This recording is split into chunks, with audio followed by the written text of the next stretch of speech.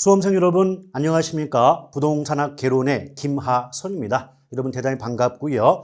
오늘부터 핵심 요약 수업을 진행하고자 하는데요. 여러분 익히 알고 계신 것처럼 우리가 이제 이론 수업 때 많이 배웠던 내용을 다시 한번 가벼운 마음으로 정리하는 시간을 갖겠다라고 보시면 되고요. 그래서 좀 가볍게 내가 아는 거 다시 한번 확인하겠다 이런 마음으로 접근하실 필요가 있지 않을까 생각이 됩니다.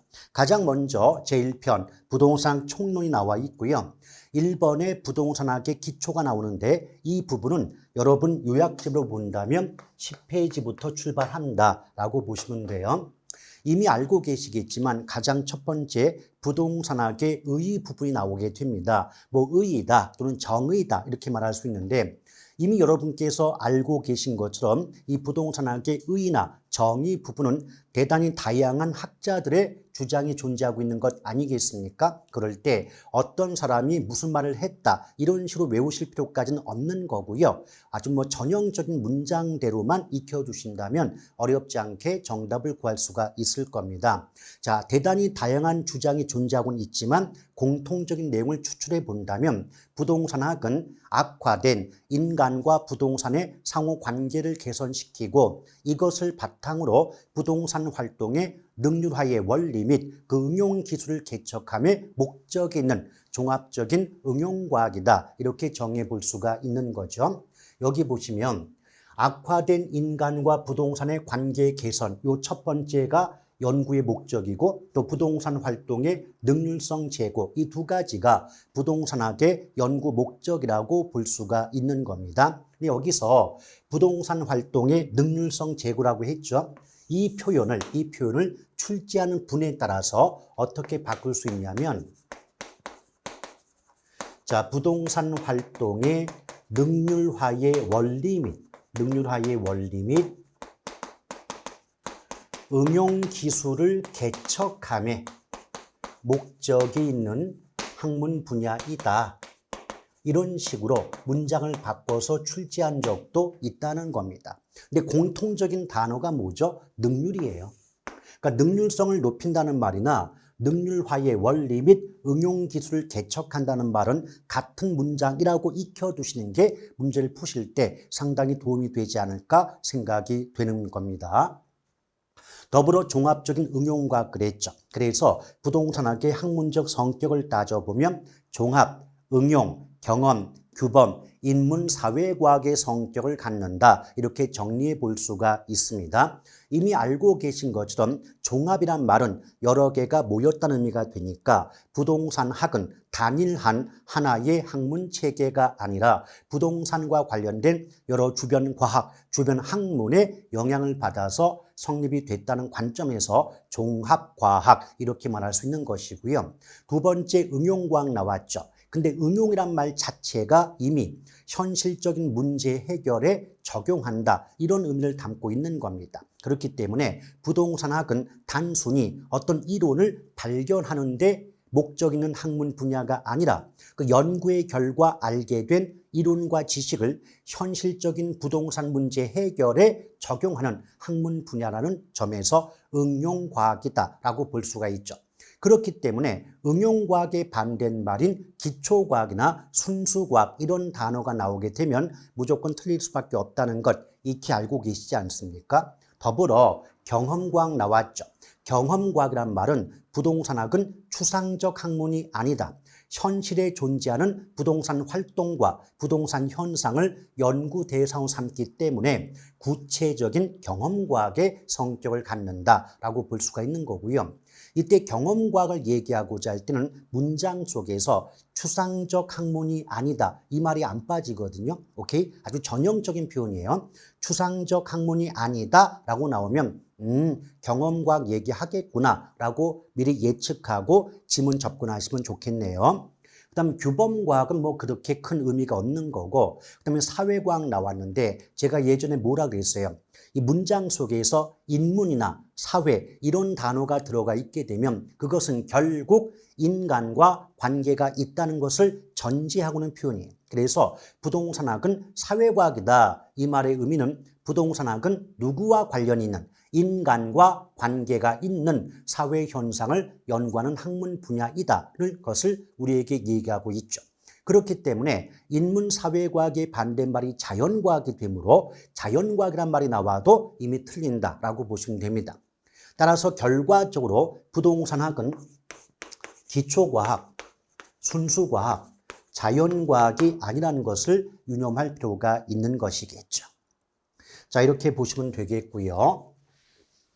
자, 그 다음에 자, 부동산 연구 대상 나옵니다. 일단 부동산학의 연구 대상은 부동산 현상, 부동산 활동 두 가지로 나누는 게 일반적이고요. 뭐 교과서에 따라서는 부동산 문제까지 세 가지로 나누는 경우도 있어요. 근데 그런 것들을 구체적으로 문제로 물어보진 않으니까 그게 신경 쓸 대목은 아니지만은 일단 부동산 현상과 부동산 활동이 부동산학 연구의 대상이라는 점은 알고 들어가시되 부동산 현상에 대해서는 굳이 물어보지 않고 있기 때문에 큰 의미 같은 거를 아실 필요는 없는 부분이죠. 근데 그에 비해서 부동산 활동은 심심치 않게 종종 우리 시험에 등장하고 있기 때문에 그 내용을 정확히 알아두실 필요가 있는 겁니다.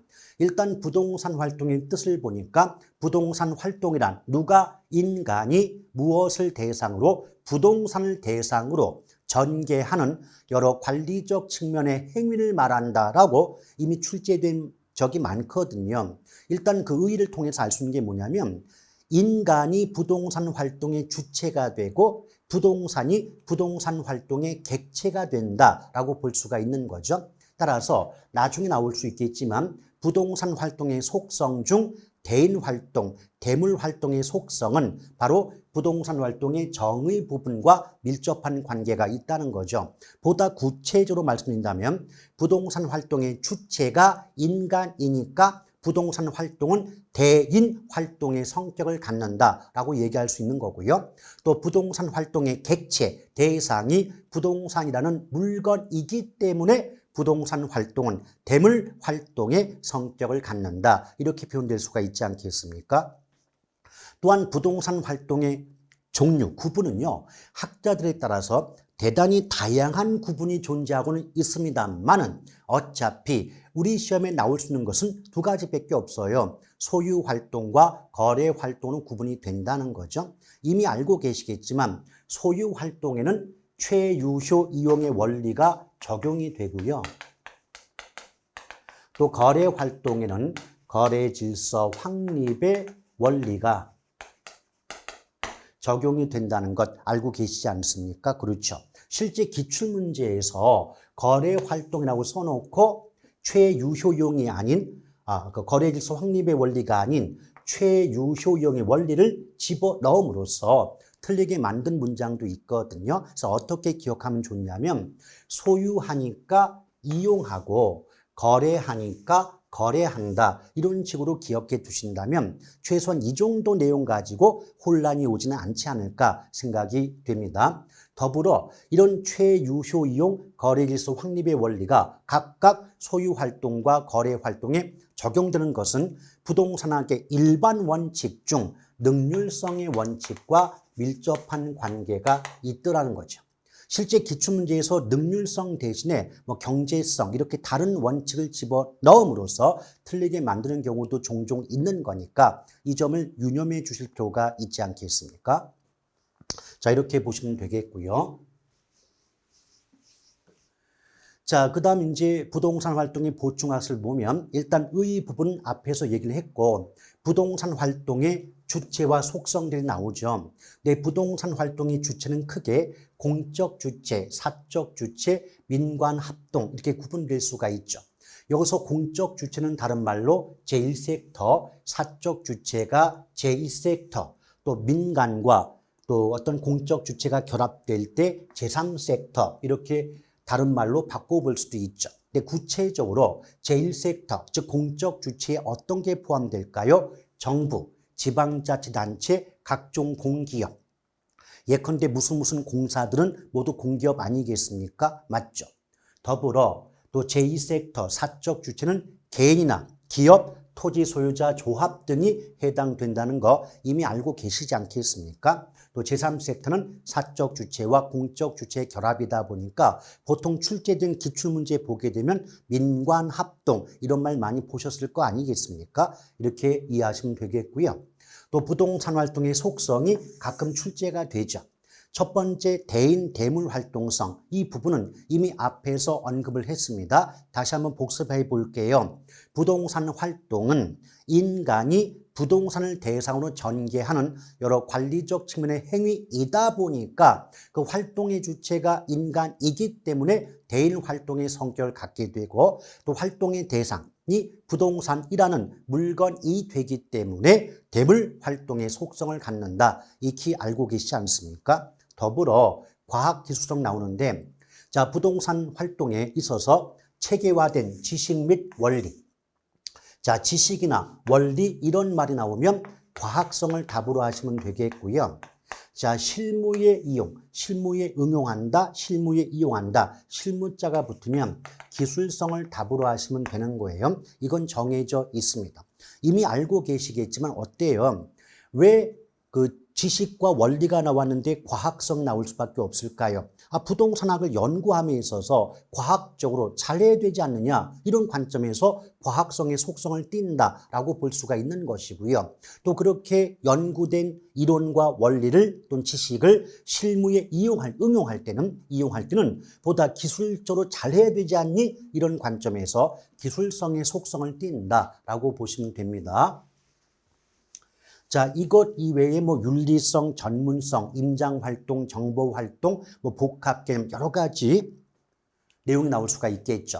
일단 전문성을 보게 되면 전문성은 1차, 2차, 3차 수준의 전문성으로 구분이 되죠. 근데 여기서 숫자가 높아질수록 전문성이 커진다라고 보시면 되는데 일단 1차 수준의 전문성은 비전문가, 즉 부동산과 전혀 관계가 없는 비전문가가 행하는 어떤 활동을 1차 수준이라고 얘기를 합니다. 예컨대 여러분 어떤 주택이나 건물이나 토지 등의 부동산의 값어치가 얼마가 되는가를 알고자 할 때 감정평가한다라고 하죠. 맞죠? 그럼 생각해 보세요.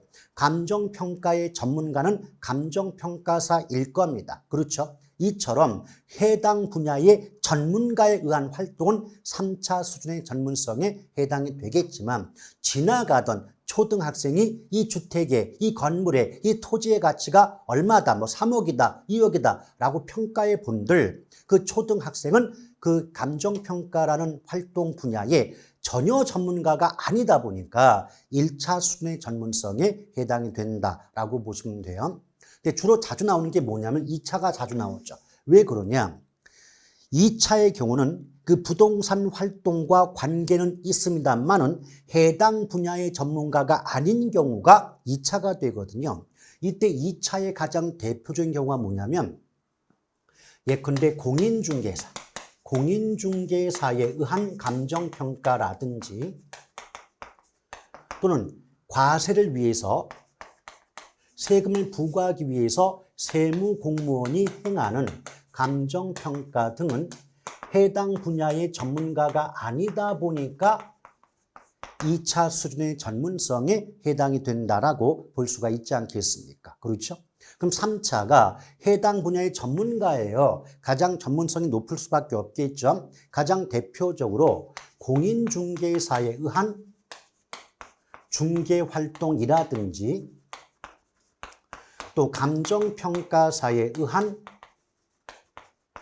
감정평가 활동은 해당 분야의 전문가에 의한 활동이 되기 때문에 3차 수준의 전문성에 해당이 된다라고 기억하시면 좋지 않을까요?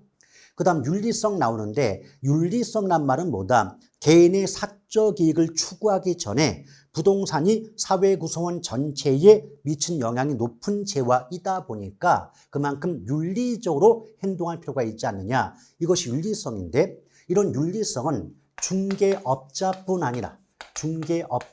아니라 거래 당사자 모두에게 윤리성이 요구가 되겠죠.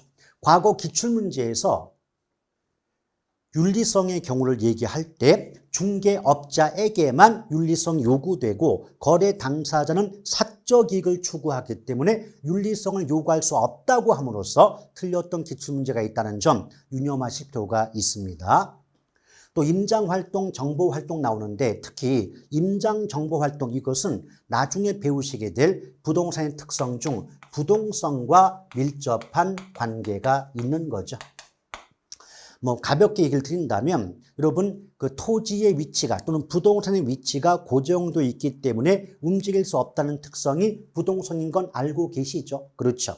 따라서 부동산의 특성 때문에 부동산은 사무실로 이동시킬 수가 없어요. 그래서 견본을 제시하거나 진열이 불가능하기 때문에 사람이 그 부동산이 있는 현장까지 토지가 있는 그 현장까지 직접 가서 둘러볼 수밖에 없거든요. 그 결과 임장활동 및 정보활동이 요구된다라고 볼 수가 있는 거고요. 또 부동산은 3차원의 입체 공간으로 구성되어 있다는 것 알고 계시죠? 이게 무슨 말이냐면 부동산은 수평 공간인 지표뿐 아니라 상하 수직 공간을 합한 3차원의 입체 공간으로 구성되어 있다 보니까 부동산이 공간으로 구성되어 있다 보니까 부동산 활동 역시도 공간 활동의 성격을 가질 수밖에 없지 않겠니? 이런 의미로 알아두시면 되겠습니다. 나머지 뭐 배려의 장기성, 복합 이런 것들도 부동산 활동의 속성에 포함이 된다는 정도로만 익혀두시면 충분히 정답 구할 수 있죠. 자, 이렇게 보시면 되겠고, 그 다음 이제 부동산업의 분류가 나오죠. 자, 한국표준산업 분류체계에 따라 분류를 보면 원래 이제 대분류, 중분류, 소분류, 세분류, 세세분류가 나뉘어집니다. 일단 소분류를 보게 되면 부동산 임대 및 공급업과 부동산 관련 서비스업으로 구분이 되죠. 근데 벌써 제목에 임대와 공급이 나오지 않습니까? 그럼 이걸 다시 세분류하면 부동산 임대업 그리고 부동산 개발 및 공급업으로 구분이 될 수가 있는 거죠. 또한 관련 서비스업은 부동산 관리업과 부동산 중개, 자문, 감정평가업으로 나눠볼 수가 있는 거고요. 근데 이때 조심할 것은 임대업과 개발 및 공급업은 주비기, 즉 주거, 비주거, 기타, 주거, 비주거, 기타, 부동산 임대업과 개발 및 공급업까지 구분되지만 조심할 것, 관리업은 주비, 즉 주거용과 비주거용의 구분만 있을 뿐이고 기타 부동산 관리업은 없다는 점 잘 기억하셔야 돼요. 더불어 중개 및 자문, 감정평가 관련해갖고 여기 중간에 보면 투자 자문업이 있지 않습니까? 이 점 조심하셔야 돼요. 투자 자문업은 있어도 투자업이나 금융업은 없다는 것 잘 구분해서 기억해 두실 필요가 있습니다. 자주 나오는 문제는 아닌데요. 어쩌다가 한번 뒤통수를 치는 문제가 되니까 정확히 구분하시면 좋지 않을까 생각이 됩니다. 자, 그러면서 이제 부동산학의 연구 분야가 나오는데 이 연구 분야는 크게 이론 분야와 실무 분야로 나눠볼 수가 있어요. 일단 연구 분야는 이론 분야는 기초 분야인데 뭐 기초 분야는 크게 신경 쓸 거 없고요. 시험에 나온다면 결정 분야와 결정 지원 분야를 구분하고 있는가를 물어보게 되는 거죠. 일단 부동산 결정 분야는 투, 개, 금, 정이에요. 투자, 개발, 금융정책은 부동산 결정 분야에 속하는 거고 결정 지원 분야는 마관상평, 마케팅, 관리, 상담, 평가 이 네 가지는 결정 지원 분야에 속하죠. 이때 조심할 건 상담 이 말 대신에 컨설팅 이렇게 말을 바꾸는 경우도 있으니까 8글자 잘 구분하신다면 뭐 이런 관련된 문제 아주 쉽게 뭐 10초, 5초 만에 정답을 구하고 넘어갈 수도 있지 않을까 생각이 됩니다. 투개금정 마관상평이죠. 자, 부동산학의 3대 측면. 자, 복합 개념 나와 있죠. 근데 벌써 이 복합 개념 나오면요. 제가 예전에 뭐라 그랬어요? 총론이건 뭐 경제론이건 어느 파트를 막론하고 복합 개념 이 말 나오면 그 속에는 법률, 경제, 기술, 법경기 3대 측면을 모두 고려한다. 그 3대 측면이 모두 반영돼 있다라고 이해를 하시고 개념을 잡고 들어갈 필요가 있다라고 했던 거 기억나실 겁니다. 그래서 이 복합 개념 그러면 그 속에는 기술적 측면, 경제적 측면, 법률적 측면의 부동산으로 구분해 볼 수가 있는 거죠. 그래서 기술적 측면이 이렇게 나와 있는 이런 것들은 그게 신경 쓸 부분은 아니에요. 그러니까 내용은 신경 쓰지 마시고 다만 3대 측면 복합 개념 나오면 그 속에 법률, 경제, 기술, 법, 경기 세 가지 측면을 모두 고려하고 있다. 그런 의미로만 알아두신다면 어렵지 않은 부분이죠. 자, 세 번째 복합 개념의 부동산이 나와 있는데요. 자, 복합 개념의 부동산. 그럼 복합 개념의 부동산은 여러분 그 요약집으로 본다면 12페이지에 12페이지. 근데 벌써 제목 잘 보세요. 복합 개념이죠. 그럼 조금 아까 뭐라 그랬어요? 복합 개념에는 기술적, 경제적, 법률적 개념 세 가지가 모두 포함되어 있다라고 했지 않았습니까? 근데 여기서 기술은 다른 말로 물리라고 바꿀 수 있기 때문에 이때 물리적 개념이 결국은 기술적 개념과 같은 의미로 사용이 된다라고 보시면 됩니다. 이때 한 가지 먼저 기억할 게 뭐냐면 물리 또는 기술적 개념은 형태가 보이기 때문에 유형적 측면이라고 구분할 수 있는 반면 경제와 법률은 형태가 없기 때문에 무형적 측면으로 나눠볼 수가 있다라고 보시면 돼요. 과거 기출문제를 보면 가장 단편적으로 간단하게 물어볼 때 뭐냐면 복합 개념 물어보면서 기술적 개념과 경제적 개념은 유형적 측면이고 법률적 개념은 무형적 측면이다 이렇게 섞어가지고 우리의 혼란을 유발하는 경우도 있었다는 거 유념할 필요가 있겠습니다. 일단 물리적 개념은 공자, 위환 네 가지 기억하면 돼요. 물리 또는 기술적 개념의 부동산은 공간, 자연, 위치, 환경 이렇게 네 가지 정도만 알아두시면 되는데 실제로 공자, 위환 이렇게만 물어보지 그때 뭐 자연, 위치, 환경의 구체적인 내용을 가지고 출제가 되는 경우는 지금까지 단 한 번도 없었습니다. 다만 그중에서 공간으로서의 부동산은 한두 번 출제가 된 적이 있기 때문에 이번 시간은 공간을 위주로 가볍게 설명을 드리고 다른 파트로 넘어가고자 합니다. 일단 공간으로서의 부동산이 그러면 토지 소유권과 밀접한 관련이 있다라고 하는 거죠. 그래서 이런 민법 때 민법 제 212조인가요? 어떻게 배웠습니까? 자, 토지의 소유권은 정당한 이익이 있는 범위 내에서 토지의 상하에 미친다라고 배웠던 기억 나시지 않습니까? 그렇죠. 그래서 토지의 상하에 미친다 그랬어요. 근데 이 내용을 해석해 보면요. 첫째, 민법에서 인정하는 토지 소유권은 정당한 이익의 범위 내에서만 인정이 되기 때문에 일정 범위 내에서 인정이 되니까 제한적 권리죠. 제한적 권리죠. 절대 무제한적 권리가 아니다라고 알 수가 있는 거고요.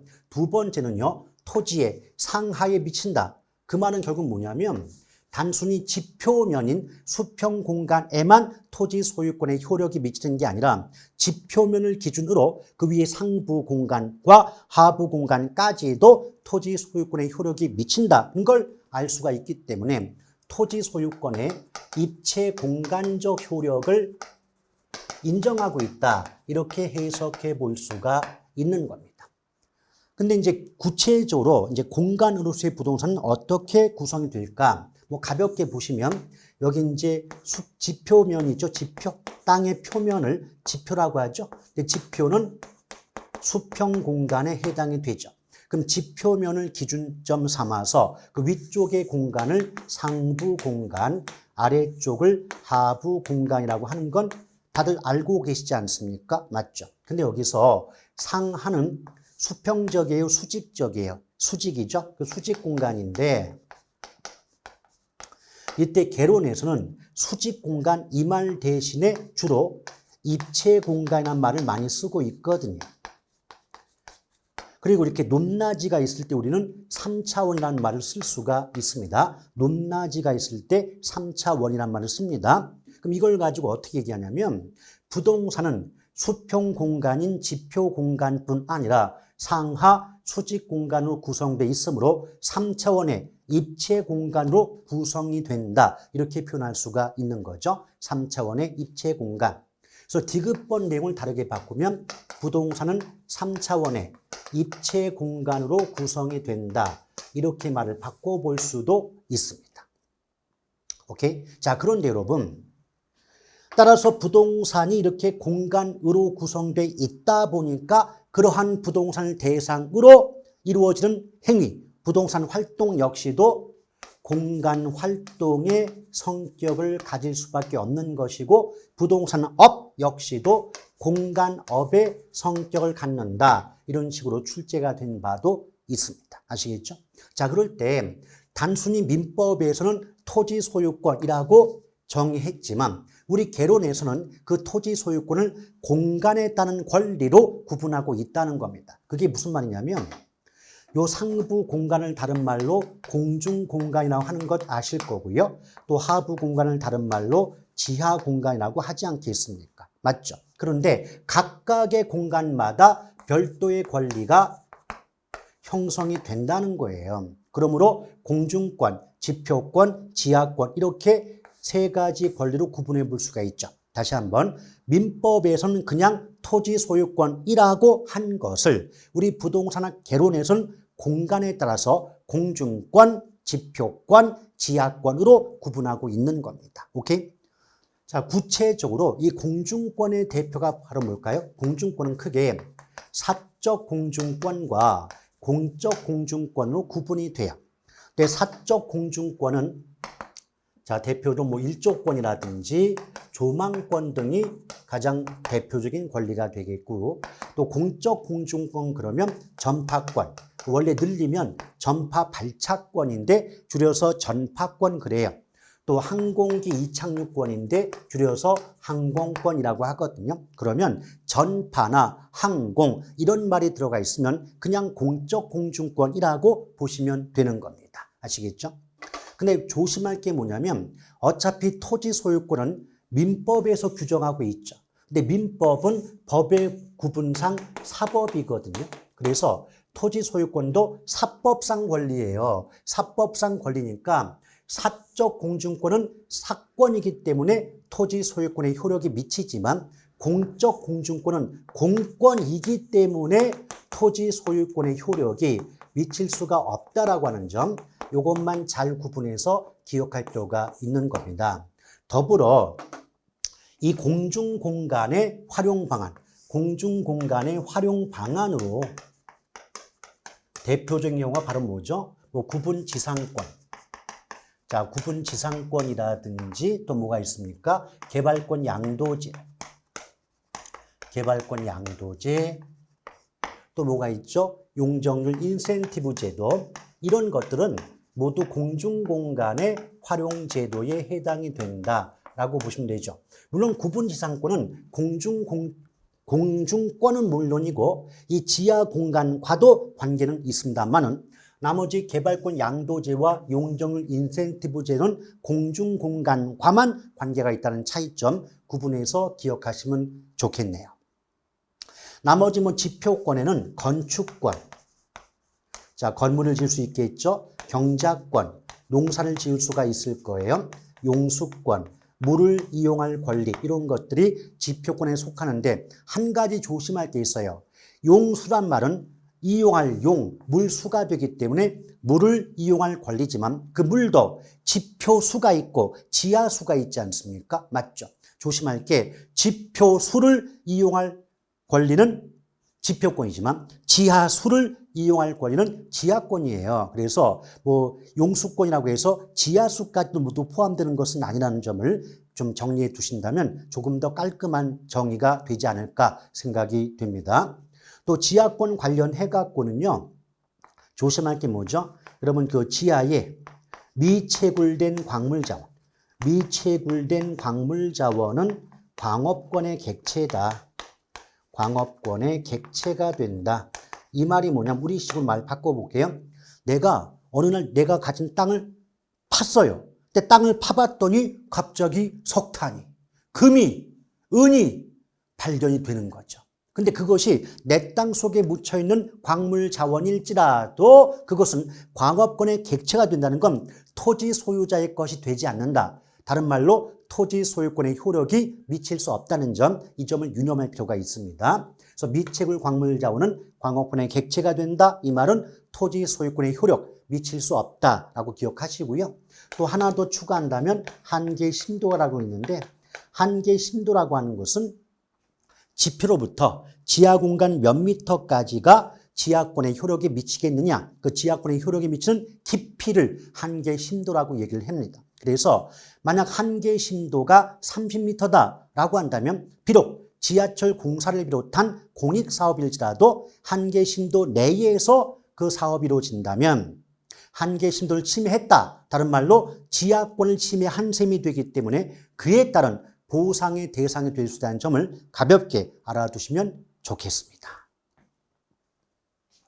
자, 그에 비해서 이제 경제적 개념 나왔죠. 경제적 개념은 자자생소품, 자산, 자본, 생산요소, 소비재, 상품 이 5가지는 복합 개념 중 경제적 개념의 부동산에 속하게 되는 거죠.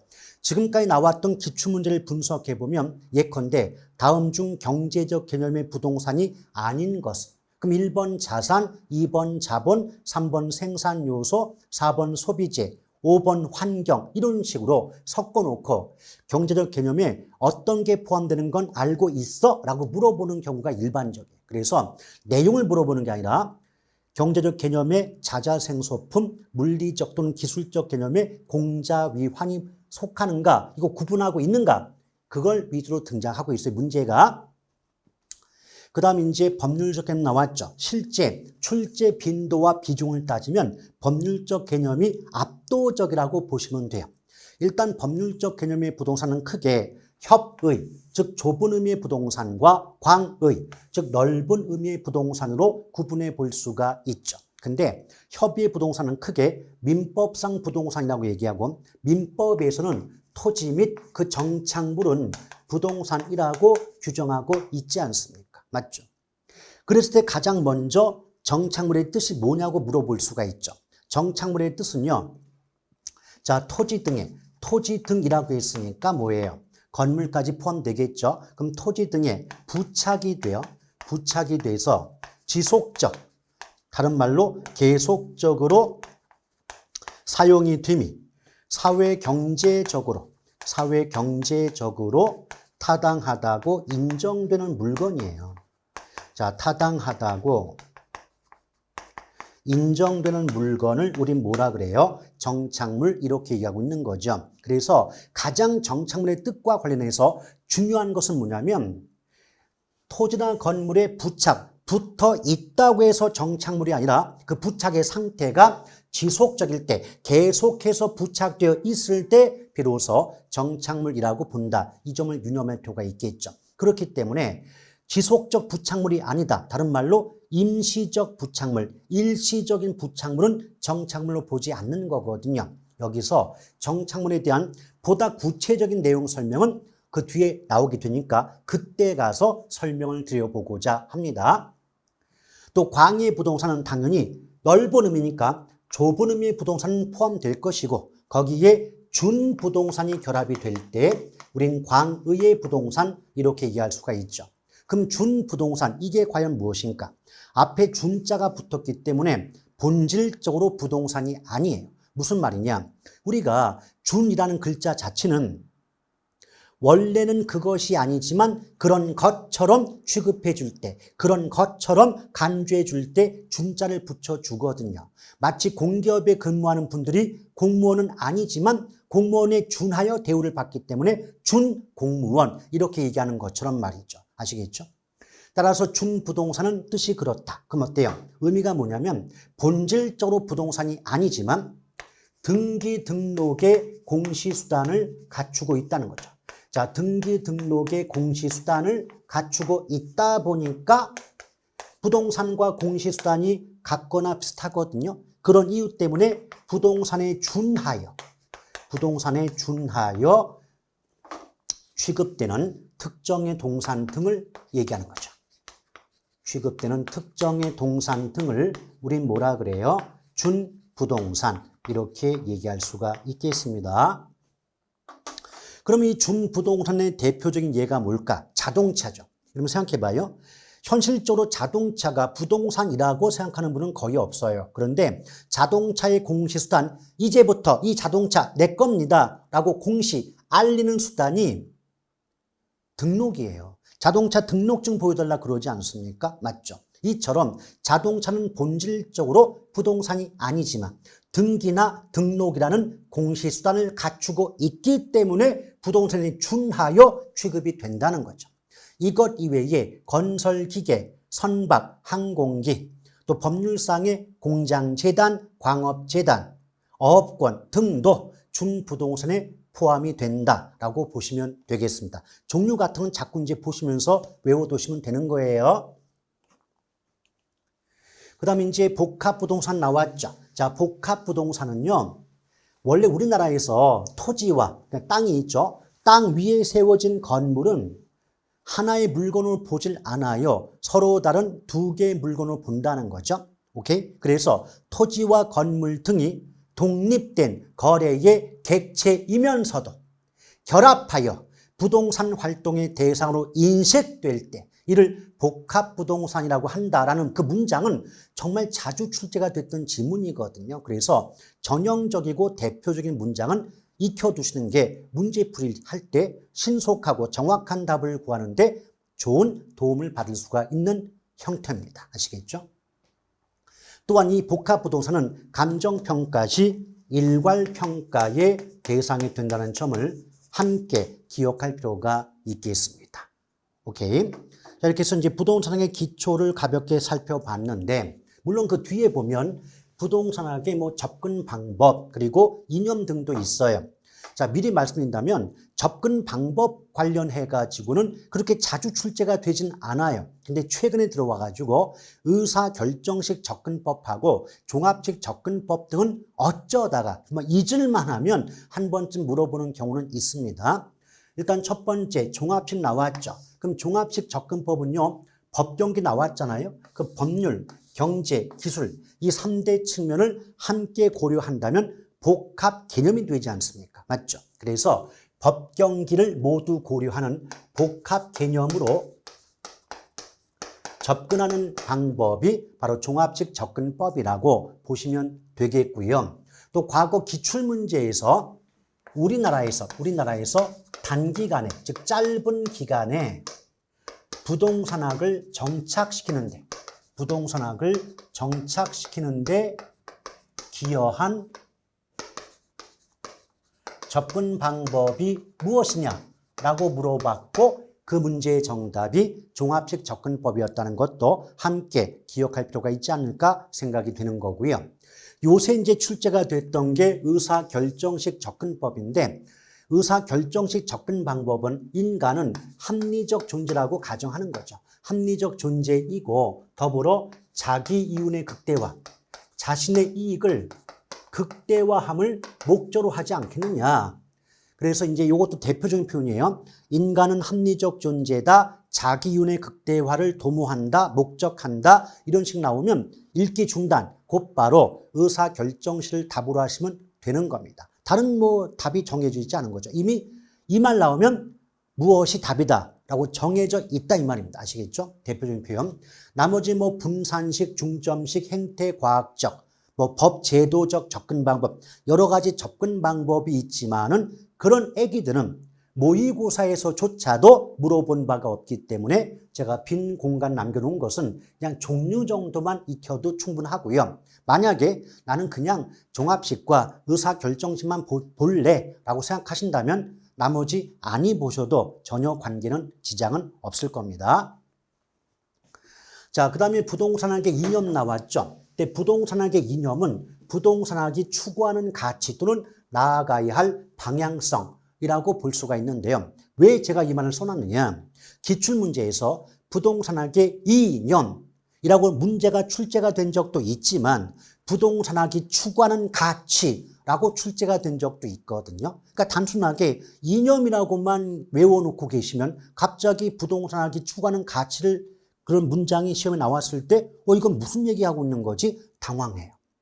우리가 아무리 어렵고 복잡한 문제가 나와도요, 한 번쯤 들어봤던 거, 한 번쯤 눈으로 봤던 게 나오면 심리적으로 안정이 되고 풀어볼만 하네 이런 느낌이 받지만 아무리 쉬운 문장도 한 번도 본 적이 없거나 들어본 기억이 없으면 되게 어렵게 느껴지거든요. 그럼 그만큼 자신감이 또 상실되고 되게 어렵게 느껴지니까 점수가 내 실력이 발휘가 안 될 수가 있습니다. 아시겠죠? 똑같은 말로 보시면 되는데 이때 원래는 이제 부동산학의 일반 이념과 지도 이념이라는 것이 있어요. 근데 저는 지금 일반 이념만 썼거든요. 왜냐? 어차피 지도 이념은 시험에서 물어본 역사가 없기 때문에 굳이 그것까지 볼 거는 없다고 판단이 됐습니다. 자, 일반 이념은 그게 효율성, 형평성, 합법성 나와 있는데요. 일단 효율성은 뭐 기억 부분이 있는데 이 기억 부분은 사실 몰라도 큰 관계는 없습니다. 일단 효율성은 당연히 사적 부문, 이때 사적 부문 대신에 민간 부문이라고 해도 상관이 없고요.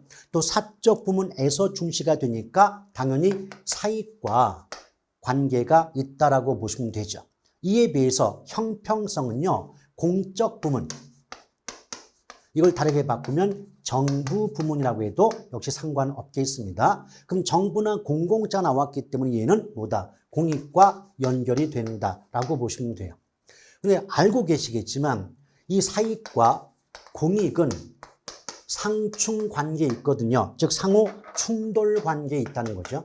무슨 말이냐면 너무 사익을 강조하다 보면 공익이 무시가 되고 또 공익을 너무 강조하다 보면 사익이 희생되는 경향이 있지 않겠습니까? 그렇죠. 그래서 가장 바람직한 건 공익과 사익의 적절한 조화를 도모함이 바람직하겠지만 본질적으로 공익과 사익은 상호 충돌 관계에 있다는 걸 알아둘 필요가 있지 않겠습니까? 아시겠죠? 자, 그럴 때 이렇게 충돌 관계인 사익과 공익의 조화, 이걸 다르게 바꾸면 효율성과 형평성의 적절한 조화를 도모하는 원리가 바로 뭐다? 합법성의 이념이라고 보시면 돼요. 그래서 상충 관계에 있는 사익과 공익의 조화, 이 말을 다르게 바꾸면 상충 관계에 있는 효율성과 형평성의 원리를 또는 이념을 조화시키는 원리로 작용하는 것이 바로 합법성이다. 즉 사익을 추구하건 공익을 추구하건 합법, 법이 허용하는 범위 내에서 이루어진다면 인정될 수 있지 않겠냐라고 보시면 되는 겁니다. 아시겠죠? 자, 여기까지 해서 이제 부동산학의 이념까지 맞췄는데요. 자, 가볍게 우리 교재, 요약집 통해서 가볍게 복습 차원에서 한번 살펴보도록 하겠습니다. 그러면 요약집 10페이지를 펴보시면 가장 첫 번째 부동산학의 학문적 정의라고 가로 1번에 나와 있죠. 그래서 이 동그라미 1번에 보니까 부동산 활동의 능률화의 원리 및 응용 기술을 개척하는 종합 응용과학이다라고 적혀 있지 않습니까? 맞죠? 이때 부동산 활동의 능률화의 원리 및 응용 기술의 개척, 이걸 한마디로 압축한다면 부동산 활동의 능률성을 제고함의 목적이 있다라고 바꿀 수 있는 거고요. 자, 그러면서 또 계속해서 반복되는 내용이 종합응용과학이란 말 계속 반복이 되고 있지 않겠습니까? 그래서 가로 2번에 보면 부동산학의 성격이라고 제목 나오면서 첫 번째 사회과학 나왔습니다. 자, 우리가 아까 뭐라 그랬어요? 사회라는 말 자체가 누구와 관계가 있다. 인간과 관계가 있다라고 봤어요. 그렇기 때문에 사회의 여러 현상을 체계적으로 연구한다. 이때 사회의 현상. 근데 그 사회 앞에 무슨 단어가 붙었어요? 인간자가 붙었잖아요. 그렇죠? 그래서 인간과 관계가 있는 사회 현상을 연구하는 학문이기 때문에 사회과학이다. 그래서 자연과학자 나오면 틀린다 했던 거 기억하셔야 되겠고요. 자, 그러면서 동그라미 2번에 보니까 부동산 학은 쭉 읽어 나가시다가 첫 번째 줄 중간에 보면 현실의 부동산 문제를 해결하기 위해서 어떤 방법을 제시하기 때문에 두 번째 줄 맨 오른쪽에 진한 글씨 응용과학이다. 현실의 문제 해결 이런 말 나오면 응용이란 말이 답이 될 수가 있다는 거 다시 한번 강조를 드리고 싶습니다. 자, 나머지 동그라미 3번에 보니까 그렇죠. 추상적 학문이 아니다. 게임 끝났어요. 추상적 학문이 아니다. 이 말 나오면 이미 정답은 구체적인 경험과학이다 라고 나올 수밖에 없는 것이고요. 자, 더불어 동그라미 3, 4번에 보니까 결국 이제 두 번째 줄 보면 뭐 경제학, 뭐 금융, 뭐 경제학 이런 여러 가지 학문이 바탕을 받아서 부동산학이 형성이 됐다, 성립됐다. 그러니까 마지막 줄에 종합과학이다라고 말이 나오게 됩니다. 또 오른쪽 넘어오시면 부동산학의 연구 대상 그래서 부동산 활동과 현상 두 가지 나와 있고요. 또 가로 4번에 보면 부동산의 분류표 나오죠. 그래서 뭐 중분류, 소분류, 세분류, 세세분류 나오는데 조심할 것. 임대업 그리고 개발 및 공급업은 주비기, 주거, 비주거, 기타의 구분이 있지만 관리업은 주비까지만 있고 기타 부동산 관리업이 없다는 점. 그리고 마지막으로 투자 자문업은 있어도 투자업이나 금융업은 없다는 거 다시 한번 되새김질 할 필요가 있죠. 또 부동산 활동의 분류가 나왔죠. 예, 근데 여기 보면 의사결정 지원 분야 정부가 나와 있는데 제가 아까 표를 만들면서 의사결정 분야 그러면 투개금정, 투자, 개발, 금융, 정책 또 의사결정 지원 분야는 그러면 마관상평, 마케팅, 관리, 상담, 평가가 속한다 했던 거 그 앞글자 하나씩 따가지고 잘 기억해 두실 필요가 있다고 했던 거 기억나실 거예요. 자, 이번에 부동산학의 3대 측면 나왔죠. 그러니까 복합 개념. 그래서 내용은 읽지 마시고 내용은 볼 거 없습니다. 제목만 기술, 경제, 법률 세 가지를 모두 포함한 게 복합 개념이다. 요 정도만 알고 계시면 돼요. 자, 뒷장 넘겨보시니까 구체적으로 복합 개념의 부동산 그래서 물리적 개념의 부동산 보니까 자연, 공간, 위치, 환경. 그래서 순서상으로 공자위환 그 네 글자 기억하시면 되겠고 또 제가 이와 관련해서 공간으로서의 부동산은 이미 설명을 드린 바가 있습니다.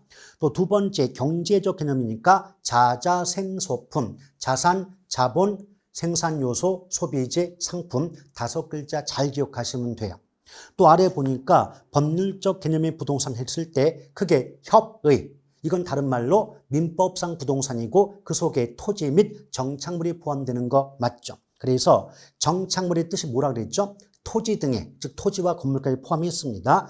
토지 등에 부착이 되어 지속적, 계속적으로 사용됨이 사회 경제적으로 타당하다고 인정되는 물건이 정착물의 의미를 담고 있다라고 보시면 되겠고 또 동그라미 지금 2번 보니까 광의의 부동산 넓은 의미는 당연히 협의, 좁은 의미가 포함되니까 협의의 부동산 더하기 뭐가 돼요? 준부동산자가 나올 거예요. 그럼 준부동산 뜻이 뭐라고 나옵니까?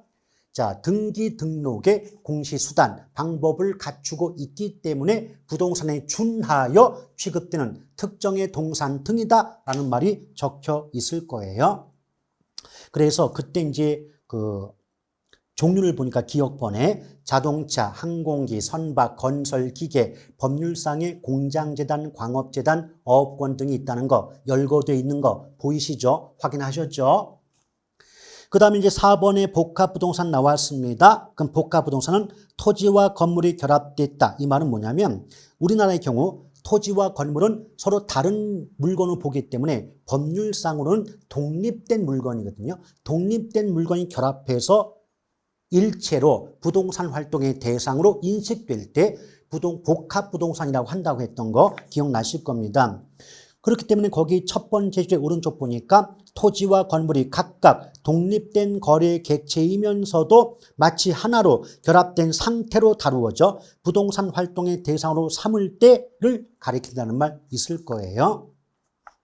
또 부동산학의 접근 방법 보니까 종합식, 의사결정식 뭐 이거 말고도 분산식, 중점식, 행태과학적, 법제도적 접근법도 있지만 왜 두 개밖에 없다 요약집에는 얘네만 나온 적이 있으니까 아시겠죠? 그래서 이제 종합식 접근법 보니까 어떻게 돼요? 기술, 경제, 법률, 즉 복합 개념으로 이해한다는 말 나와 있고요. 또 오른쪽 넘어왔을 때 의사결정식 접근법 보니까 그렇죠. 인간은 합리적 존재, 자기 이윤의 극대화를 목적, 아주 전형적인 표현 나와 있지 않습니까? 맞죠? 그리고 그 아래 보면 부동산학의 이념 나왔습니다. 이건 다른 말로 부동산학이 추구하는 가치라 그랬어요. 이 속에 효율성, 형평성, 합법성 들어가 있습니다. 어려운 거 필요 없는 거고요. 그냥 어떻게 가로 1번 효율성에서는 두 번째 줄에서 맨 오른쪽 보니까 민간 부문, 사적 부문에서 효율성을 강조한다. 이게 포인트가 되고요. 또 가로 1번 형평성 부분도 뭐가 될까요? 역시 두 번째 줄의 중간을 보면 형평성은 공공재. 자, 첫 번째 줄이네요. 첫 번째 줄에 사적인 재와 임과 동시에 공공재니까 사회 전체적인 면에서는 형평성을 중시한다. 이때 사회 전체적인 면, 이 말을 바꾸면 공적 부문, 정부 부문 이렇게 말을 바꿔볼 수가 있는 거예요. 그리고 효율성과 형평성 상충 관계에 있으니까 이 상충 관계는 효율성과 형평성을 적절히 조화시키는 원리로 작용하는 이념이 바로 합법성이라는 것을 아울러 기억하실 필요가 있겠습니다. 아시겠죠? 자, 여기까지 보고요. 그 다음 장에 토지와 주택의 용어 부분부터는 잠시 후에 살펴보도록 하겠습니다.